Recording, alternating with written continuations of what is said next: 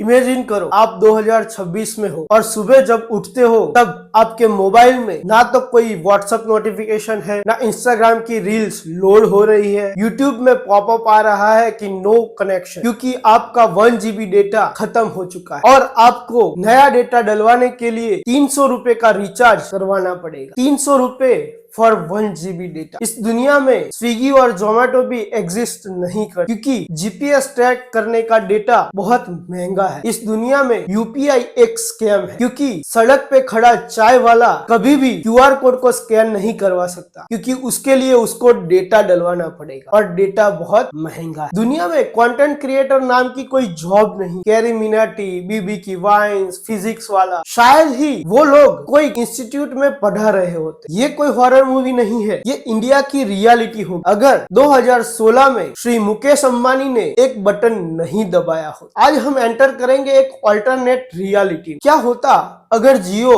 कभी लॉन्च ही नहीं होता? चलो रिवाइंड करते हैं 2015 में। याद है वो दिन जब हम अपना मोबाइल का डेटा बार बार बंद कर दे, क्योंकि आपको लगता था कि डेटा ऑन करने से आपके पैसे ना कट जाए। उन दिनों जब किसी होटल में घुसते थे तब पहला सवाल यही होता था कि वाईफाई का पासवर्ड क्या है। उस दिनों इंडिया में डेटा वॉज लग्जरी। वो डेटा सिर्फ अमीर लोग ही अफोर्ड कर सकते थे। 2 प्लेयर्स थे, एक एयरटेल और एक वोडाफोन। ये एक ओलिगोपोली थी। ये लोग जो प्राइस डिसाइड करते थे वही प्राइस हमें देना पड़ता था। वो कहते थे 250 पर जीबी, हमें वही डेटा का प्राइस देना पड़ता है। एवरेज प्राइस था 250 रुपीज फॉर 1 GB। आज हम पूरे दिन में 2 GB डेटा ऐसे ही उड़ा देते हैं, पर उन दिनों ये डेटा 500 रुपए का आता। जो अगर जियो नहीं आता तो आज भी ये कंपनीज अपनी मोनोपोली चला रही है और इंडिया आज डिजिटल सुपर पावर नहीं, एक डिजिटल गार्बेज होता। सोचो इसका असर कहां कहां पड़ता। सबसे पहले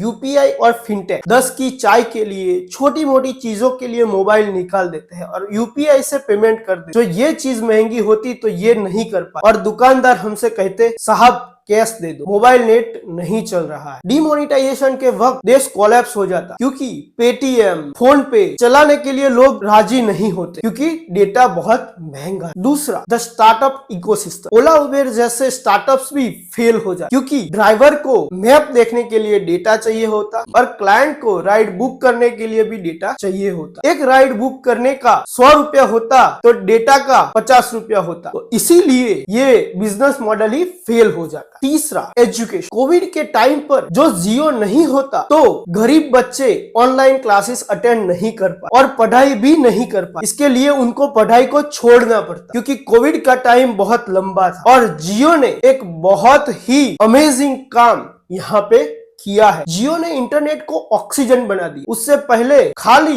अमीर लोग ही इसको यूज कर सकते। तो जियो ने ये किया कैसे? ये कोई लक नहीं था, ये बिजनेस हिस्ट्री का सबसे बड़ा गैम्बल था। लोगों ने कहा ये पागल है, एक्सपर्ट्स ने कहा वॉइस कॉल्स फ्री कैसे दोगे, कंपनी डूब जाएगी। लेकिन जियो का मास्टर प्लान अलग था। जब वोडाफोन या एयरटेल 2G और 3G पे काम कर रहे थे, वहां पे उनकी कॉल की कॉस्ट उनको देनी पड़ती, पर जियो ने 4G वोल्टी को डेवलप किया और कॉल्स डेटा के माध्यम से फ्री देने लगे। उन्होंने गेम प्राइस पर नहीं खेला, उन्होंने टेक्नोलॉजी आर्किटेक्चर को ही बदल दिया। आज हम जियो को गाली देते हैं जब स्पीड स्लो होती है, पर क्या आपको मालूम है जियो के लॉन्च होने की वजह से जियो ने इंडिया को 10 साल आगे धकेल दी। अगर जियो नहीं होता तो ये वीडियो आज आप यूट्यूब पे नहीं देख रहे हो, वही टीवी पे घिसे पिटी चैनल्स पे घिसे पिटे प्रोग्राम्स देख रहे हो। बिजनेस का सबसे बड़ा रूल यही है, डिसरप्शन का मतलब सस्ता बेचना नहीं होता, डिसरप्शन का मतलब मार्केट की